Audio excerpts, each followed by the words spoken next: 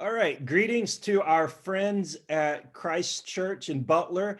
I am Matt Nance. I'm the director of the Christian Holy Land Foundation, and with me is Salim. He is our Galilee team leader. Salim, where are you right now? Right now, I'm sitting in my home in Nazareth, In, the in, hometown Na- of Jesus, which in, someday we hope you'll come and visit. in Nazareth. That's a lot more interesting than where I'm sitting in East Tennessee, for sure. And here we are broadcasting this video all the way to the northern part of the United States, the northern part for me at least. And so we just feel so privileged to have Christ Church on our support team. You guys have been faithfully supporting the work of our team in the Galilee, in the Holy Land, in the place where Jesus walked and lived and ministered for so many years, and we just feel so blessed to have you guys. Our greetings to Dale, our greetings to Jim Harnish, and we really hope that we can visit you guys soon in person, or as Salim said, visit us in Israel. Go on a trip with us to the Holy Land. We would really love that. Now, I want to talk a little bit about the ministry in Israel. And Salim, would you give us just an update on how things are going over there in the Galilee right now? Well, first of all, those past 2 days have been very interestingly weather-wise. This is our time of changing the season. So usually there's a lot of dust, and yesterday it was very hot. Today it's raining. So we're hoping that the dust will clear off. But we're also hoping that we are at the end of this pandemic season, which gave us a very, very different year. Not only us, I realize that this is a pandemic that covered the whole world, which is in itself interesting to think about that. But it's even more interesting to know that our God, who is over all, is the one who knows everything that's going on, and we trusted His protection during all of this. We just last week we had our annual Mother's Day. Well, I can't say annual; it is annual. It was annual for about 20 years until this past year, where we had to, because of the regulations set by the Ministry of Education, by the Ministry of Health and the government, that they didn't allow, of course, any of the gatherings with such big numbers, because we always have between 700 to 1,000 people attending Mother's Day, which is a very big evangelistic event, very specifically aimed at women, mothers, because in our culture, mothers are they're the key to entering into a family.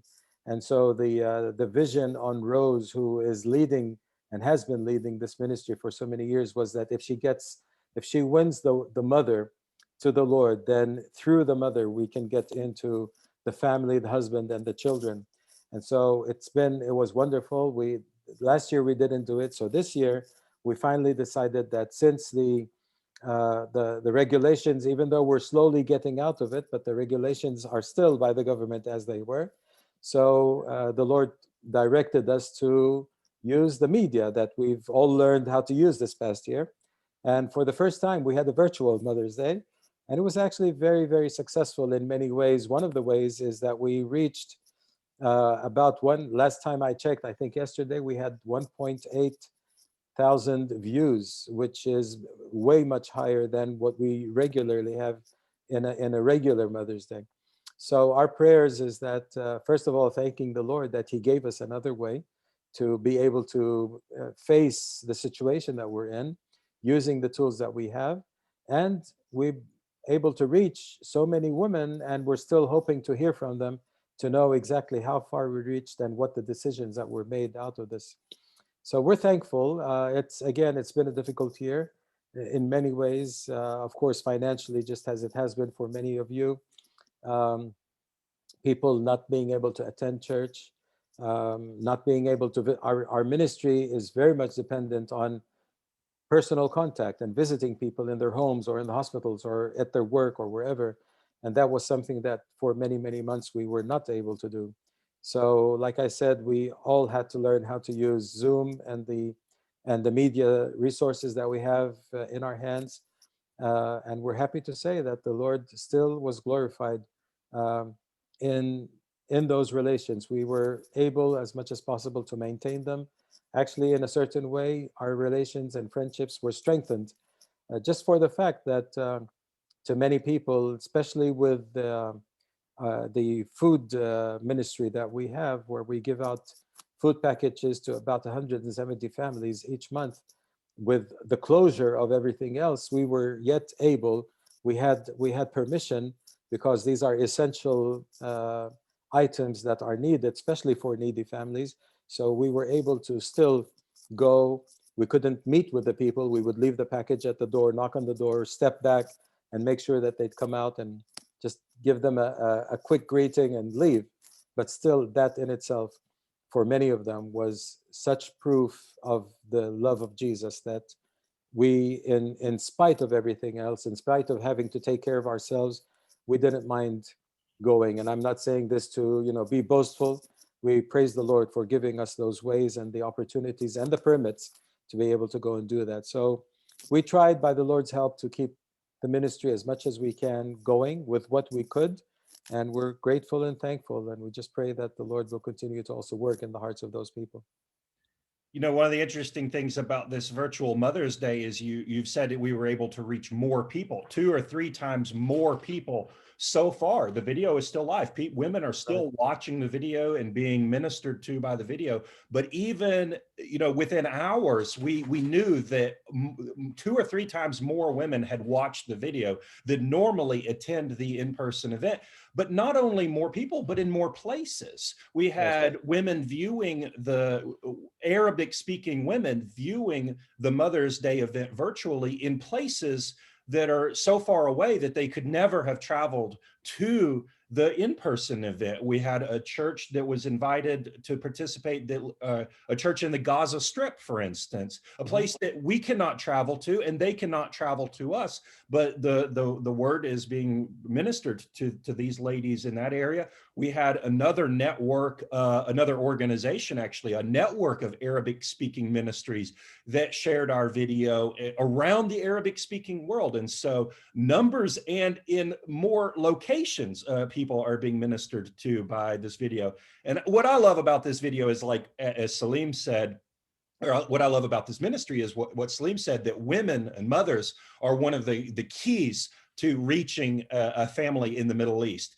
And that is something that we as Americans don't oftentimes understand, that the role of a mother in an Arabic speaking family should not be underestimated. I remember I spoke to a young man in Jordan one time, and he asked me if I had kids, and I said, yeah, I have one kid. He says, oh, I have just one kid. He said, I have 11 brothers and sisters. So he was in a family of 12. And I said, wow, your mother must be very tired. And he looked at me very strangely, like I'd said something wrong. He said, no, my mother is strong. And just the honor and the respect that young man showed his mother for having 12 kids was very interesting to me. And so I feel very blessed to be a part of this ministry, and I'm so excited about the future and the new doors that are being opened to the Galilee team.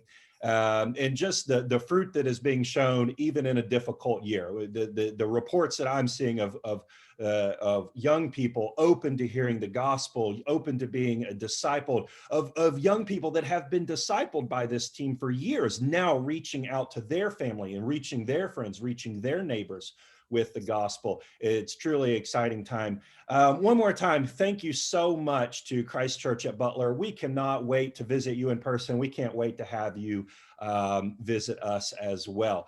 Salim, do you have a parting thought here? First of all, I want to again thank you, because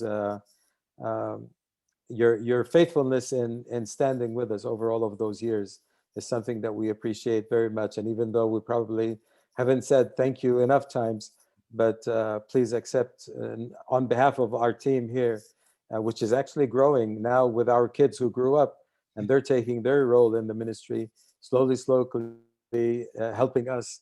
So things are taking a new angle, let's say, and we're seeing some new things happening. And we understand that finances haven't been easy for anybody during this past year, but still that makes us even appreciate more the gifts and your offerings and standing with us. So thank you very much. And please continue praying for us, praying for the team, for the work that is now as this pandemic is slowly getting over, we're already beginning to see the fruits of it, where people are saying, we want to know more, we want to get closer to the Lord. We're having phone calls from people who said, we during this year we read the Bible and there's so many things that we don't understand, and so we're looking forward to many new things to happen and more people.